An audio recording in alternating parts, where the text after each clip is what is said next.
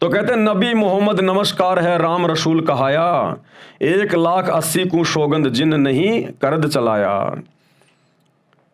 हजरत मोहम्मद जैसे नबियों को मेरा नमस्कार, हाथ जोड़ के उनको मेरा प्रणाम। जो राम रसूल कहाया, राम यानी अल्लाह। अब यहां पर एक डुप्लीकेट अल्लाह है और एक ओरिजिनल अल्लाह है।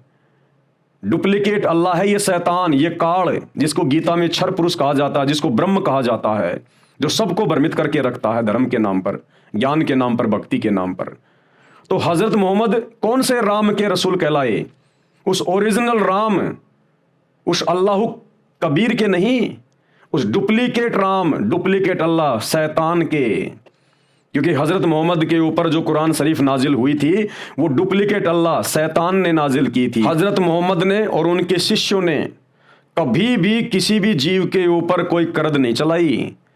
कभी उन्होंने बकरे नहीं काटे, मुर्गे नहीं काटे, किसी जीव की उन्होंने हत्या नहीं करी। एक बार उन्होंने अपनी शक्ति का प्रदर्शन करने के लिए अपने वचन से, अपने शब्द से गाय को मारकर जिंदा किया था। वो पूरी राम कहानी आप जी इसी पुस्तक के वीडियो नंबर 1 में देख चुके हैं। सतगुरु रामपाल जी ने आपको सुनाया है कि वो गाय भी हजरत मोहम्मद से जिंदा नहीं हुई थी। उन्होंने केवल गाय को अपने वचन से मार दिया था, लेकिन जब जिंदा करने लगे तो उनकी वचन शक्ति समाप्त हो गई थी।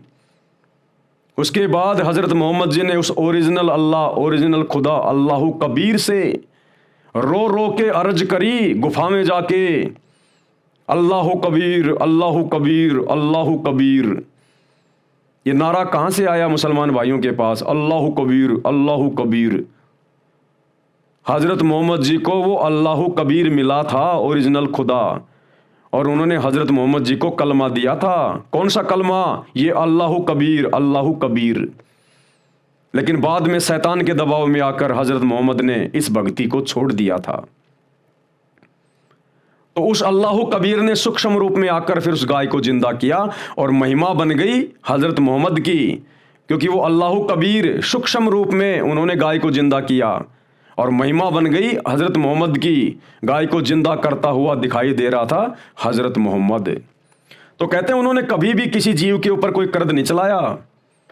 हजरत मोहम्मद जैसे पाक नबी ने कभी मांस को छुआ भी नहीं, उन्होंने कभी मांस को खाया भी नहीं।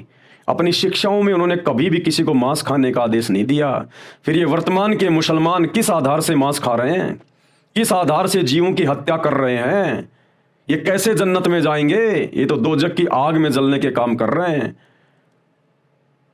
अरे तुम्हारे नबी ने कभी मांस नहीं खाया, कभी मांस को छुआ भी नहीं, और आज तुम हरी सब्जियों की तरह मांस खा रहे हो। तुम इंसान हो या राक्षस हो? तुम किस रास्ते पे जा रहे हो? नबी की शिक्षाओं पे जा रहे हो या शैतान की शिक्षाओं पे जा रहे हो? अल्लाह की रूह को काट के खा रहे हो। एक मांस दूसरे मांस को खा रहा है। यह तो कुत्ते और भेड़ियों का भोजन है, कुत्ते और भेड़ियों का भोजन। इंसान के लिए तो उस अल्लाह ने हरी हरी सब्जियां दी हैं, दुनिया भर के अनाज दिए हैं, फल फ्रूट दिए हैं, मेवे काजू किशमिश दिए हैं। उसके बाद भी हम इस पेशाबी गंद को खा रहे हैं, अपना शरीर खराब कर रहे, अपना आत्मा खराब कर रहे, और उस अल्लाह के हम दोषी बन रहे हैं। ये शरीर छोड़ने के बाद उस अल्लाह से हमारी मुलाकात होगी, क्या मुंह लेके जाओगे? क्या जवाब दोगे? जितनी हत्याएं कर रहे हो इनका प्रतिफल भोगना पड़ेगा नरक में, दोजख में। जन्नत की तो बात ही छोड़ दो।